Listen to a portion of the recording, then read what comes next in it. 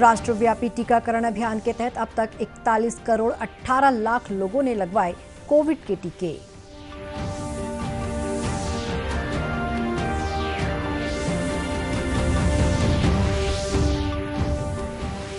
स्वतंत्रता संग्राम सेनानी और छत्तीसगढ़ के स्वप्नदृष्टा डॉक्टर खूबचंद बघेल की जयंती पर मुख्यमंत्री ने कहा, उनके सपनों के अनुरूप चलाई जा रही विकास योजनाएं।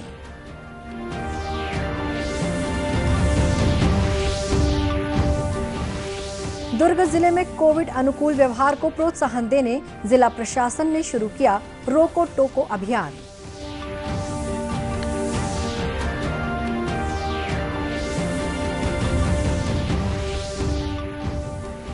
और कोरबा में राष्ट्रीय बागवानी मिशन के तहत केले की खेती कर अच्छा मुनाफा प्राप्त कर रहे किसान।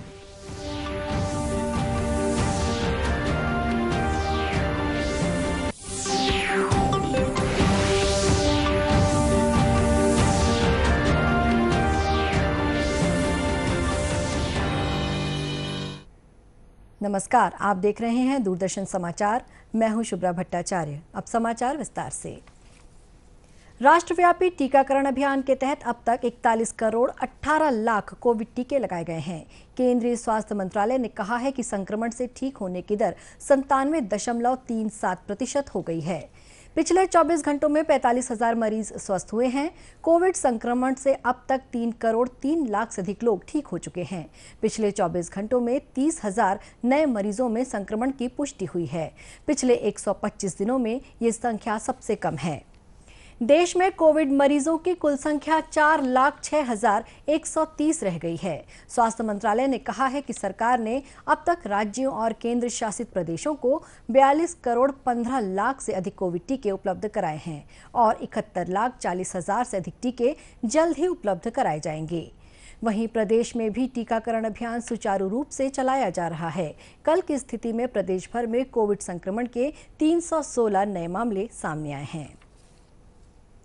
मुख्यमंत्री भूपेश बघेल ने कहा है कि राज्य सरकार हमारे पुरखों और डॉक्टर खूबचंद बघेल के सपनों के अनुरूप विकास की राह पर छत्तीसगढ़ को नए स्वरूप में गढ़ने का काम कर रही है। मुख्यमंत्री ने ये बात स्वतंत्रता संग्राम सेनानी और छत्तीसगढ़ राज्य के स्वप्नदृष्टा डॉक्टर खूबचंद बघेल जयंती समारोह को वर्चुअली संबोधित करते हुए कही।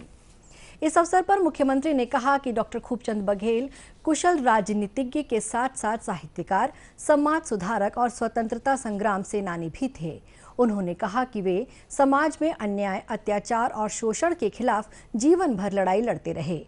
उन्होंने समाज में ऊंच नीच के भेदभाव को भी नकारा और समाज को एक सूत्र में पिरोने के लिए पंक्ति तोड़ो समाज जोड़ो का नारा दिया। उन्होंने रचनात्मक और किसान तथा मजदूर हितैषी गतिविधियों से जुड़कर छत्तीसगढ़ की सेवा की। मुख्यमंत्री भूपेश बघेल ने कहा है कि इनके कार्यों का अनुसरण करते हुए राज्य सरकार ग्रामीण अर्थव्यवस्था की मजबूती के लिए राजीव गांधी किसान न्याय योजना और गोधन न्याय योजना जैसे महत्वपूर्ण कार्यक्रम चला रही है। इसी तरह आदिवासी और वनवासियों के हित में अनेक कार्यक्रम संचालित किए जा रहे हैं। समारोह में मुख्यमंत्री ने डॉक्टर खूबचंद बघेल के परिवारजनों और स्वतंत्रता संग्राम सेनानियों के परिजनों को सम्मानित भी किया। दुर्ग जिले में जिला प्रशासन, यूनिसेफ और media collective for child rights college के विद्यार्थियों द्वारा कोविड-19 संक्रमण को रोकने रोको टोको अभियान की शुरुआत की गई है। ये अभियान 3 महीने तक चलेगा, जिसके तहत 600 से अधिक स्वयंसेवी लोगों को कोविड अनुकूल व्यवहार के लिए प्रेरित करेंगे। अभियान के शुभारंभ के अवसर पर कलेक्टर डॉक्टर सर्वेश्वर नरेंद्र भूरे ने कहा कि कोविड महामारी के दौरान की गई लापरवाही लोगों को गंभीर संकट में डाल रही है। ऐसे में कोविड अनुकूल व्यवहार और कोरोना संक्रमण को लेकर जागरूकता लाना जरूरी है। इस आवश्यकता को पूरा करने के लिए ही रोको टोको अभियान की शुरुआत की गई है। जिले में यूनिसेफ और जिला प्रशासन के द्वारा संयुक्त रूप से रोको टोको अभियान चलाया जा रहा है। इस अभियान का मुख्य उद्देश्य ये है कि जो लोग हैं जो वैक्सीनेशन के लिए आ नहीं पा रहे या फिर उनके मन में किसी भी प्रकार की भ्रांति है, तो उन लोगों को वैक्सीनेशन के लिए प्रेरित करना। और इसमें वॉलंटियर्स काफ़ी जुड़े हुए हैं। इसके सोशल मीडिया का प्लेटफॉर्म भी है और इसका काफ़ी अच्छा असर पूरे ज़िले में हो रहा है। काफ़ी मात्रा में लोग वैक्सीनेशन के लिए सामने आ रहे हैं। अभियान में स्वयंसेवक की भूमिका निभा रहे विद्यार्थियों का कहना है कि वे लोगों से मास्क पहनने की अपील कर रहे हैं। साथ ही टीकाकरण और कोविड जांच को लेकर भी लोगों का भ्रम दूर कर उन्हें प्रेरित कर रहे हैं। हम तो जागरूक कर ही रहे हैं मास्क लगाने के लिए, हाथों को सैनिटाइज करने के लिए, बट एक देखा जा रहा है कि लोगों में ये भ्रांतियाँ फैली हुई है कि टीकाकरण को लेकर, टीकाकरण से हमारा बचाव नहीं है। तो यही भ्रांतियाँ जो उनके मन में फैली हुई है, कहीं ना कहीं वो टीकाकरण से पीछे ही हट रहे हैं। तो हम वॉलेंटियर भी हमने स्वयं पहले टीकाकरण करवाया, फिर हम उनको बताए कि देखिए हम भी टीकाकरण लगवाए हुए हैं, हमें कुछ नहीं हुआ, तो ये हमारे लिए पूर्ण सुरक्षित है, तो आप भी टीकाकरण करवाइए। यही हमारी अपील सबसे रह रही है। तो हम उनको ये बताना चाहते हैं कि अभी जो तीसरी लहर नहीं आई है, तो तीसरी लहर को ध्यान में रखते हुए आप सावधानी बरतिए, आप मास्क लगाइए और वैक्सीनेशन को जो लेके अब गलत अफवाहें फैल रही है उन्हें हम दूर कर रहे हैं और सभी को वैक्सीनेशन के लिए प्रेरित कर रहे हैं कि तीसरी लहर आने से पहले आप खुद को सुरक्षित कीजिए, क्योंकि आप खुद को सुरक्षित करेंगे तभी तो आप दूसरों अपने घर वालों को या दूसरों को सुरक्षित रहने के लिए बोलेंगे।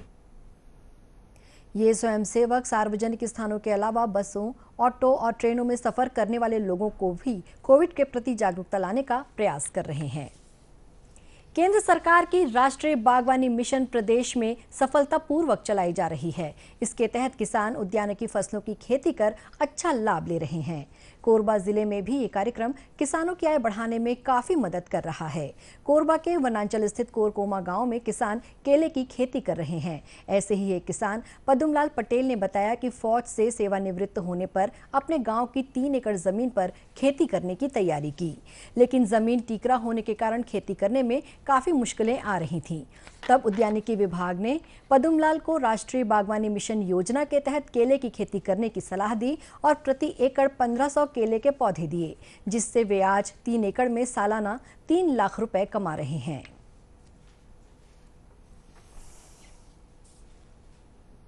पहले मैं फौज में था, फौज में 20 साल नौकरी करने के बाद मैं रिटायर आया।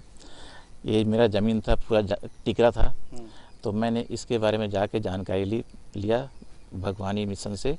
तो उन्होंने बोला आप केला की खेती करो, आपका टिकरा का फ़ायदा आपको अच्छा मिलेगा उसका, क्योंकि दूसरी खेती में क्या है 6 महीने के बाद हमें फिर उसको मतलब जुताई उताई करना पड़ता है। इसमें इस चीज़ की ज़रूरत नहीं, एक बार लगा दो 3 साल तक फसल चलता रहता है। इससे मेरे को 1 एकड़ से 1 लाख रुपये फ़ायदा हो जाता है। इस तरह से 3 एकड़ मेरे को 3 लाख फ़ायदा होता है। वरिष्ठ उद्यानिकी अधिकारी कोरबा TR दिनकर ने बताया कि राष्ट्रीय बागवानी मिशन के तहत जिले में 100 हेक्टेयर में केले की खेती कराई जा रही है।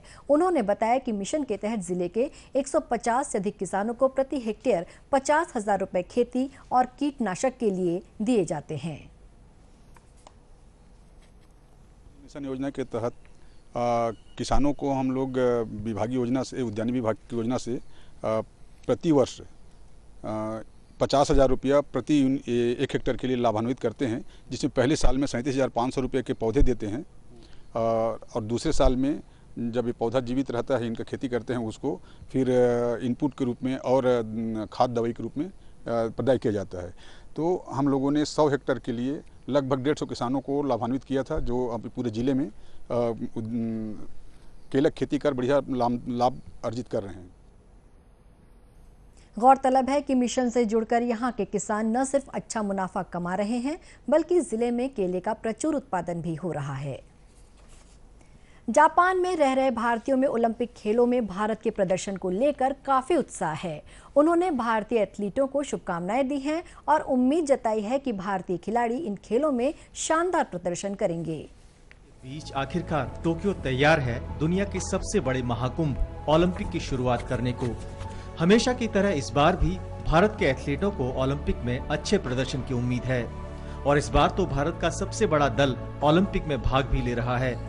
यही वजह है कि टोक्यो में रह रहे भारतीय अपने एथलीटों का उत्साहवर्धन करने को रेडी हैं। खासकर बच्चों में अपने देश के एथलीटों के प्रति काफी उत्साह दिख रहा है। नमस्ते, konnichiwa. We welcome all Indian athletes to Tokyo, Japan. Since long time we all have been waiting for this moment. Finally the moment has come and you all are here. We are really very excited. We know that you all have worked really hard. We believe in you and we are so much proud of you. So enjoy your game and we cheer for India. India India India India. Tokyo पहुंचने के बाद नौकायन दल के सदस्यों ने तो अभ्यास किया ही, साथ ही भारतीय नौकायन टीम के खिलाड़ी अरविंद और अर्जुन ने भी अपने मुख्य कोच इस्माइल बेग की देखरेख में अभ्यास किया। हालांकि स्टेडियम में दर्शक तो नहीं होंगे, लेकिन जापान में रह रहे प्रवासी भारतीय एथलीटों के उत्साहवर्धन में किसी भी तरह का कोई कसर छोड़ने को तैयार नहीं है। Even though the stadiums will be empty, even though you will not hear the chant India, India at the stadium, but remember, we as Indian supporters, we as Indian diaspora of Japan will leave no table unturned to make sure the energy of that chant reaches to you. जैसा कि उम्मीद जताई जा रही है कि इस बार भारतीय एथलीट ओलंपिक में डबल डिजिट को पार करने में सफल होंगे। ईद उल अजहा का पर्व कल मनाया जाएगा। इसे लेकर बाजार में काफी रौनक दिखाई दे रही है। कुर्बानी के इस पर्व में विभिन्न नस्लों के बकरे बाजार में खरीदे और बेचे जा रहे हैं। इनकी कीमत 13,000 रुपए से लेकर 70,000 रुपए रखी गई है। इस बार बाजार में उत्तर प्रदेश और मध्य प्रदेश के बकरे भी लाए गए हैं। दुर्ग मंडी प्रभारी मोहम्मद इरफान ने बताया कि इस वर्ष बाजार अच्छा है और बकरों के ऊंचे दाम मिल रहे हैं। ये बकरे खास तौर पे तो सब यूपी के बकरे हैं। यहाँ पर कालपी वगैरह के, खंडवा के और इलाहाबाद से बकरे आए हैं यहाँ पर। मतलब सभी व्यापारी बाहर व्यापारी सब यहीं के हैं, लेकिन बकरा जो है बाहर का है। और लोकल भी बस्ती के लोग लेके आते हैं। मंडी तो बहुत बढ़िया है। मंडी साल की जो है लोग जो है अच्छा बकरा, भारी बकरा ले रहे हैं। बकरे यहाँ पर सब सूजत नस्ल के हैं, अजमेरी भी है, कुछ लोकल भी बकरे हैं। इसी तरीके से सब बकरे हैं। कम से कम बकरा यहाँ पर जो है 15,000 का है और अधिक से अधिक तो आप 70,000, 40,000, 50,000 का बकरा है यहाँ मौजूद है अभी। गौरतलब है कि इस्लामिक कैलेंडर के 12वें महीने जिलहिज्ज की 10वीं तारीख को ईद उल अजहा का पर्व मनाया जाता है। केंद्रीय रिजर्व पुलिस बल सीआरपीएफ रायपुर जिले में शहीद शौर्य वृक्षारोपण कार्यक्रम चला रहा है। इस कार्यक्रम के तहत सीआरपीएफ के जवानों ने आरंग क्षेत्र में पौधों का रोपण किया। सीआरपीएफ के डीआईजी बालाराम बोहरे ने बताया कि कार्यक्रम के दौरान छत्तीसगढ़ में 2 लाख से अधिक पौधे रोपने का लक्ष्य है। अब तक 25,000 पौधे रोपे जा चुके हैं। वृक्षारोपण कार्यक्रम पिछले साल से हमने केंद्र सरकार की अगुवाई में चालू रखे हैं। भारतवर्ष में जितने पुलिस बल हैं सभी अपनी अपनी काम के अलावा इन्होंने वृक्षारोपण काम में लगे हुए हैं। इस वर्ष हमारा 1 करोड़ वृक्ष लगाने के लक्ष्य रखा गया है। छत्तीसगढ़ में 2,40,000 पौधे लगाने का लक्ष्य रखा गया है। इस कार्यक्रम के माध्यम से नागरिकों को वृक्षारोपण और पर्यावरण संरक्षण के लिए प्रेरित किया जा रहा है। बिलासपुर की अजीता पांडे जीवों का संरक्षण कर पर्यावरण को सहेजने में महत्वपूर्ण योगदान दे रही हैं। अजीता ने अब तक 984 सांपों को पकड़कर जंगल में सुरक्षित पहुंचाया है। उनके इस कार्य को golden book of world record में शामिल किया गया है। अजीता को इसके लिए सम्मान पत्र भी दिया गया है। मीडिया से बातचीत करते हुए अजीता पांडे ने कहा कि उन्हें शुरू से ही पर्यावरण और जीव जंतुओं से लगाव रहा है।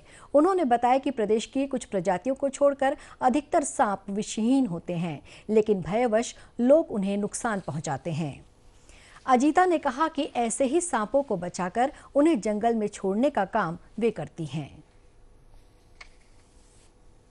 मैंने 2017 से professionally snake master team Babbu Soni sir से रेस्क्यू का ट्रेनिंग लिया। उसके बाद मैंने पर्टिकुलर रेस्क्यू करते आ रही हूँ। पिछले 4 साल से मैंने 984 सांप अकेले रेस्क्यू किया और हमारी टीम ने तो इससे कहीं ज़्यादा रेस्क्यू किया है। लगभग हम लोग पूरा बिलासपुर कवर कर लेते हैं, बट ऐसा नहीं है कि सिर्फ हम, लेकिन यहाँ काफ़ी और रेस्क्यूअर हैं, उनकी भी सहयोग मिल जाती है। हम बिलासपुर आसपास के सारे क्षेत्रों पर जाके स्नेक को रेस्क्यू करते हैं और सुरक्षित ही रिलीज़ करते हैं। अजीता का कहना है कि जिस तरह प्रकृति में हमारा रहना जरूरी है, उसी तरह अन्य जीव जंतु भी प्रकृति के अभिन्न अंग हैं। कोरोना से बचाव के लिए मास्क, सैनिटाइजर के साथ ही सोशल डिस्टेंसिंग का भी पालन करें। कोरोना को हराना है, मास्क जरूर लगाना है। इसी के साथ ये समाचार बुलेटिन समाप्त हुआ। नमस्कार।